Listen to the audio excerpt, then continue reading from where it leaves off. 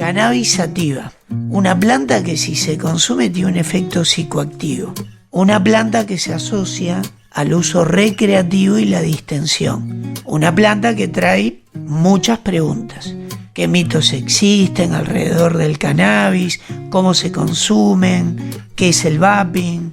¿Qué impacto puede tener en el cerebro de un adolescente? ¿Qué tengo que hablar con mis hijos sobre el tema? Soy Gustavo Rey y te invito a hablar con el doctor Antonio Pascale y con la directora del Colegio Inglés Ailín Consolandich para poder dar ese primer paso. Dar el primer paso es un podcast del Colegio Inglés para brindar información de actualidad a padres de niños, niñas y adolescentes.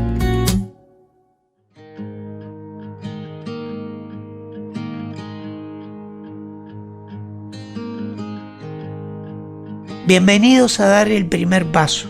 Esperemos que durante los 2 primeros episodios hayan encontrado herramientas y datos para tener conversaciones de calidad con sus hijos.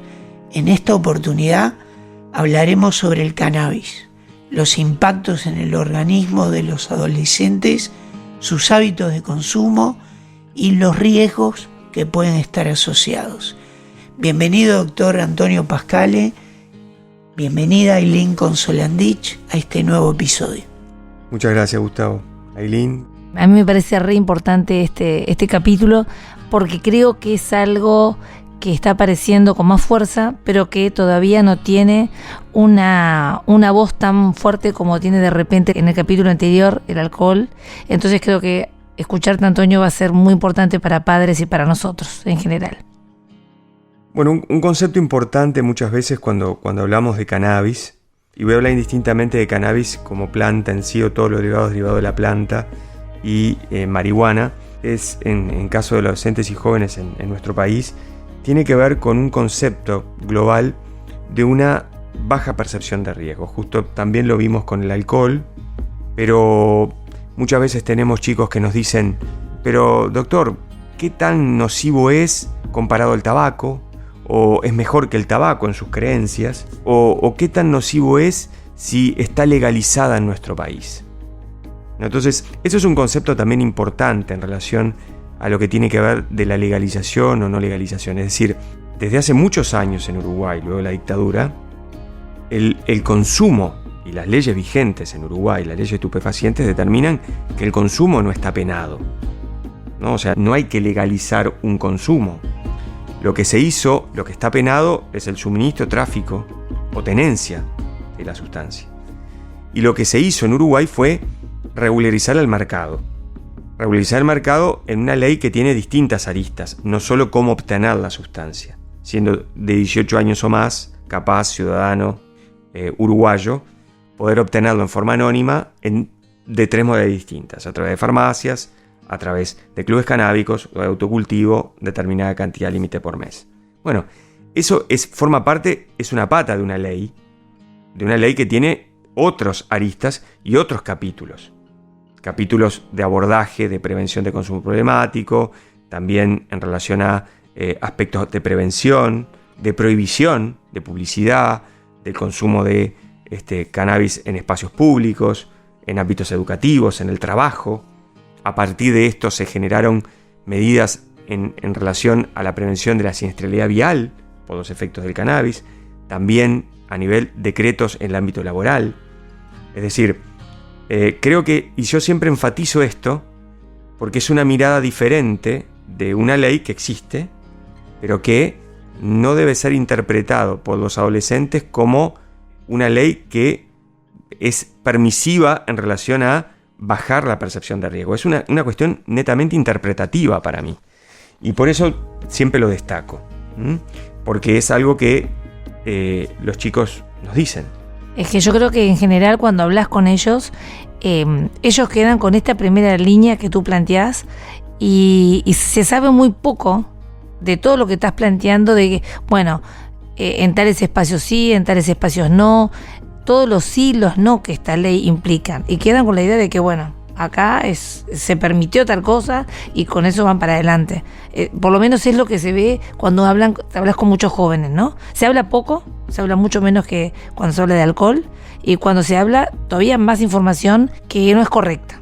Escuchándote a vos, escuchando especialistas, te das cuenta que hay poca información real. Y quizás también desde la parte de la familia también existe una percepción de riesgo mayor versus el adolescente comparado a otras sustancias como el alcohol, que está mucho más naturalizado, socialmente aceptado.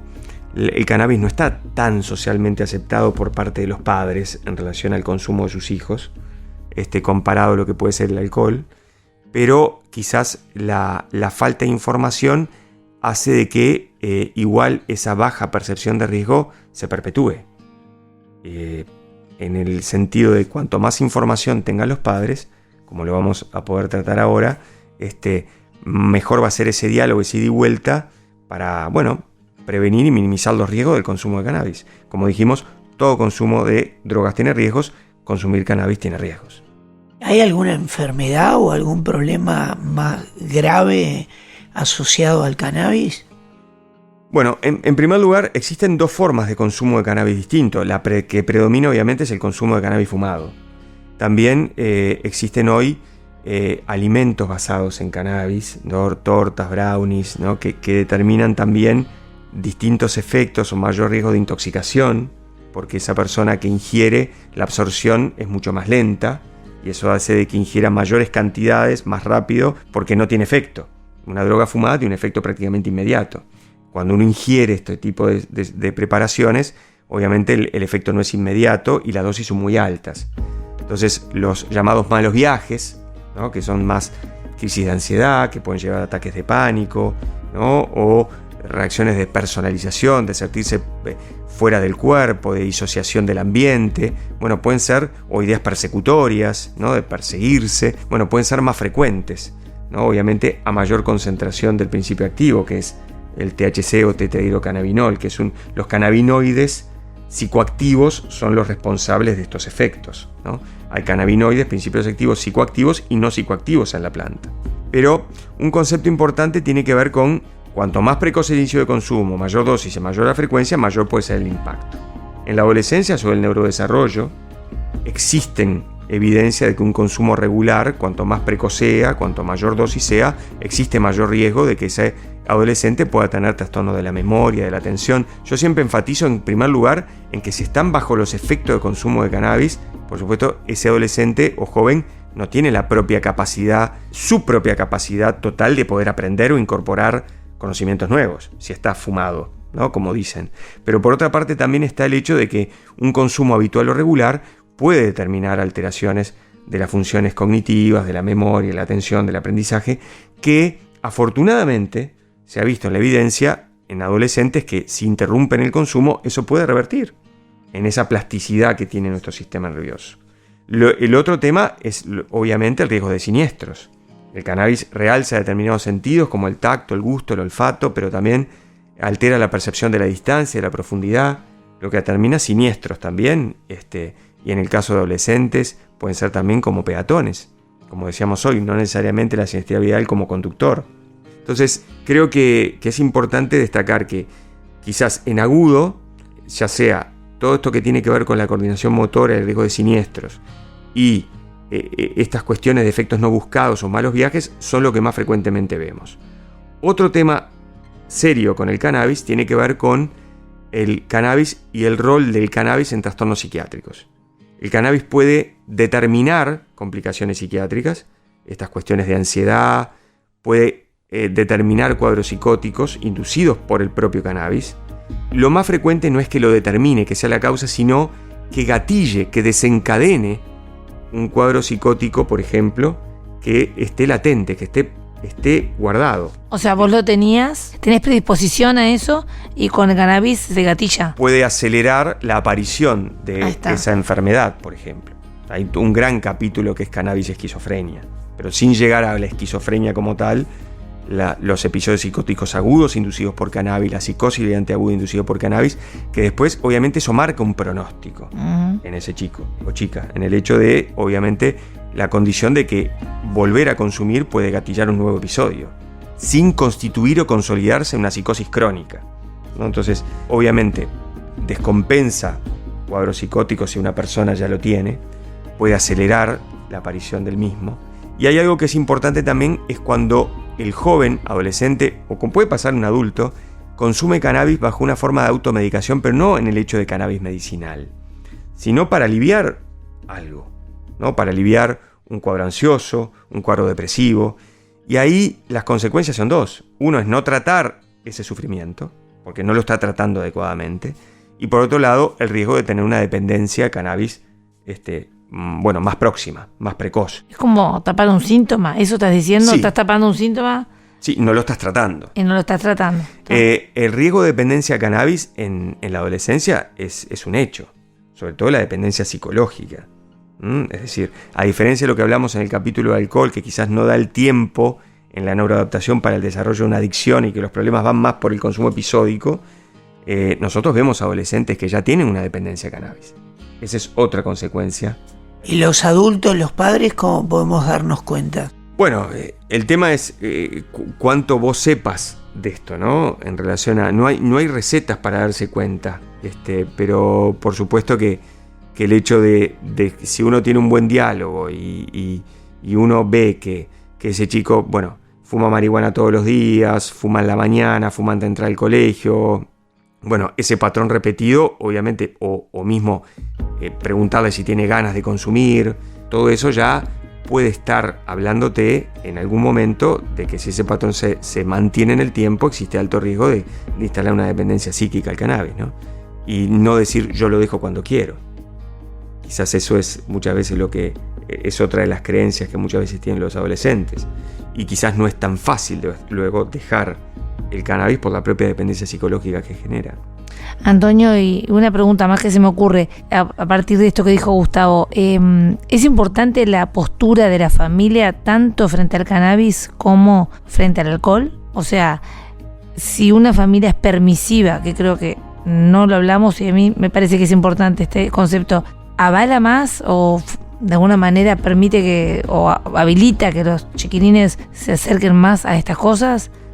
Existen como dos variables importantes. Una es la disponibilidad.